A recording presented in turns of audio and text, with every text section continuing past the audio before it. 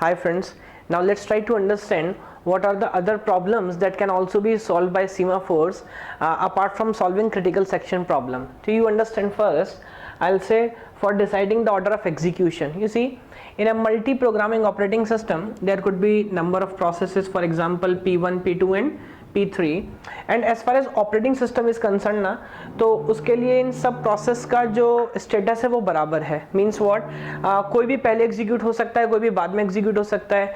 It totally depends upon the algorithm. तो कौन सा प्रोसेस शेड्यूलिंग एल्गोरिदम आप यूज कर रहे हैं, सीपीयू शेड्यूलिंग, तो उस बेस पे हम डिसाइड करते हैं कि कौन पहले होगा कौन बाद में. It can be first come first serve, round robin, और आप जो भी सब एल्गोस जानते हो. बट यू सी, कभी कभी for solving a particular problem we want कि जो प्रोसेस है they must execute in a particular order. Means there could be control और data dependency among the processes. For example, you see, maybe I want first P2 to execute, after then P1, then P3, and there could be some reason behind it. For example, you see, मैं मानता हूँ कि पहले कौन execute होना चाहिए, P2, because okay, for example, it calculates the radius, then based on the radius I'll calculate the area, for example, and based on area the process P3, for example, some cost based on per unit area. हम कुछ cost calculate करते हैं किसी भी programme में, हम कोई particular functionality perform कर रहे हैं. तो first I require radius, you assume it's a circle, then I require area, and then I require cost. तो व्हाट आई वांट कि पहले कौन एग्जीक्यूट हो, P2, then P1, then P3. Otherwise जो आंसर मुझे मिलेगा लॉजिकली वो गलत होगा. But as far as operating system is concern, इन तीनों प्रोसेस का राइट एग्जैक्टली क्या है, same. Every process has a process ID, और वो किसी को जब चाहे तब एग्जीक्यूट कर सकता है. Now what should we do? So now let me use semaphores and let me decide the order of execution, so that अगर operating system in general P1 या P3 को चार्ज दे भी देता है तो भी प्रोसेस एग्जीक्यूट नहीं होना चाहिए. ठीक है, अब मैं ऐसा कैसे करूं कि प्रोसेस एग्जीक्यूट ना हो. Now you try to understand. Okay, now that is order. So what I want P2 followed by P1 followed by P3. Okay, so now let me use a semaphore. For example, I'll name S1 because this time I'll use two semaphores. So first I'll name S1, and for your surprise, now let me initialize it with 0. तो आप जानते हो normally हम initialise करते हैं 1 से to solve critical section problem, but अभी मैं क्रिटिकल सेक्शन प्रॉब्लम सॉल्व नहीं कर रहा हूँ, तो I'll initialize with 0. and what I'll do, okay, let me write weight of S1. Now it means what? It means what?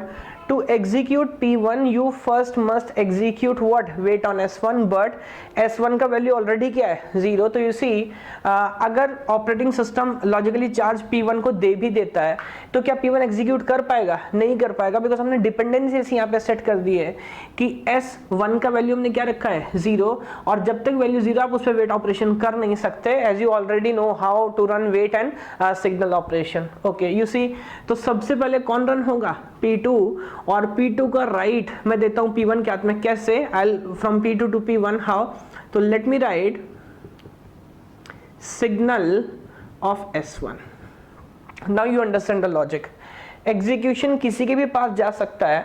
अच्छा, पहले इसको कंप्लीट करते हैं साइकिल को, और हम चाहते हैं P1 के बाद किसका नंबर है, P3 का.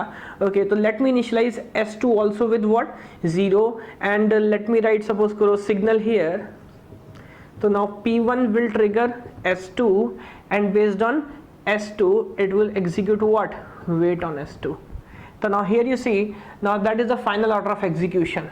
तो operating system P1, P2, P3 किसी को भी राइट दे सकता है एग्जीक्यूट करने का, यू सी. बट अगर उसने P3 को राइट दे भी दिया या P1 को राइट दे भी दिया, तो क्या वो रन कर सकते हैं? आंसर इज नो, बिकॉज दोनों को इनिशियल वैल्यू मैंने क्या सेट किया है, 0. तो जब तक ये वैल्यू 0 है तब तक वेट ऑपरेशन परफॉर्म हो नहीं सकता, और वेट परफॉर्म होगा नहीं तो दोनों बजी वेट करते रहेंगे. You know the logic.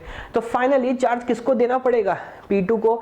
And you see, when P2 executes, P2 में इनिशियली कोई कंडीशन नहीं है तो P2 कंप्लीटली एग्जीक्यूट करेगा. आप चाहो तो बीच में P2 को कॉन्टेक्स्ट स्विच करा सकते हो P1 से या P3 से, लेकिन उसका कोई फायदा नहीं होगा, बिकॉज स्टिल इनका वैल्यू क्या है, 0. फाइनली जब P2 कंप्लीट करेगा तो वो सिग्नल कर रहा है वैल्यू S1 का, एंड सिग्नल करते तो value becomes +1, it becomes 1 now. Even you see अगर यहाँ पर भी P2 चार्ज लेना चाहे तो नहीं ले सकता, बिकॉज S2 का वैल्यू और स्टिल क्या है 0, और अभी भी आप इस पर वेट ऑपरेशन परफॉर्म नहीं कर पाओगे।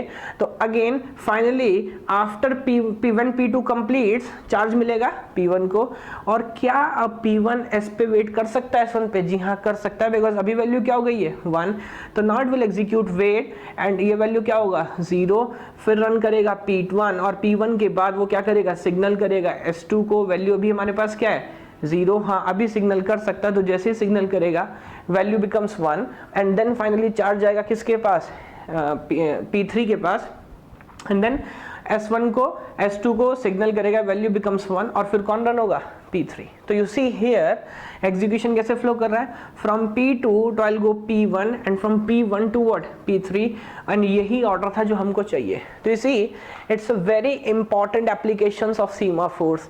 Whenever there are different processes and you want to execute them in a specific order, then you can use a number of semaphores. Now that is another questions which will solve letter कि if these are number of processes and that is the order of execution I require, then exactly how many semaphores are required, or in minimum how many semaphores you can execute that particular process.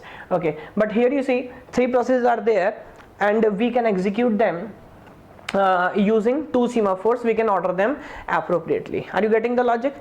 Okay, fine. Now the third application is for managing resources. You see sometimes it happens that you have more than one copies of a particular resource, and in that case even if more than one process comes in that particular shared area, then it's not a problem. For example, abhi suppose hamare paas we have printers, and you see for example I have 5 printers. Now because I have 5 printers, then how many process can be allowed to run concurrently at any instant of time? The answer is 5 process, but when I use critical section simply it allows only 1 process. So now that logic do not works here, but semaphores आप यहाँ पे use कर सकते हो बहुत आसानी से and without making a lot of change. You see how? तो यू सी एग्जीक्यूशन को भी प्रोसेस कैसे कर रहा है, तो हमने जो समझा है in the entry section for any process P I which is in a loop, in the entry section I will write what weight of S, and then you go into whatever you call as critical section, and then बाहर आते हुए we do what signal of s, and then you have logically remainder section and that logic executes infinite amount of time whenever, जब तक आप चाहते हो इसको run कर सकते हो। ना यू सी इस प्रॉब्लम को सॉल्व करते हुए s का वैल्यू हम हमेशा क्या रखते हैं 1।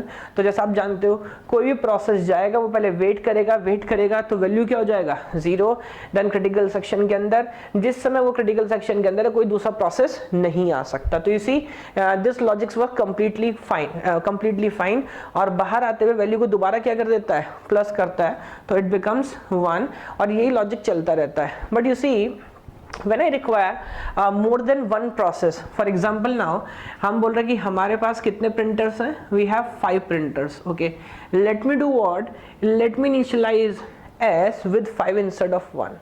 Now you see पूरे लॉजिक में बस एक ही चेंज करूंगा, इसको इनिशियलाइज किससे कर रहा हूँ 5 से। Now you see जब पहला प्रोसेस आएगा for example it is P1, क्या P1 क्रिटिकल सेक्शन में जा सकता है, वैल्यू क्या है 5, हाँ अभी हम वेट ऑपरेशन परफॉर्म कर सकते हैं, वेरी गुड।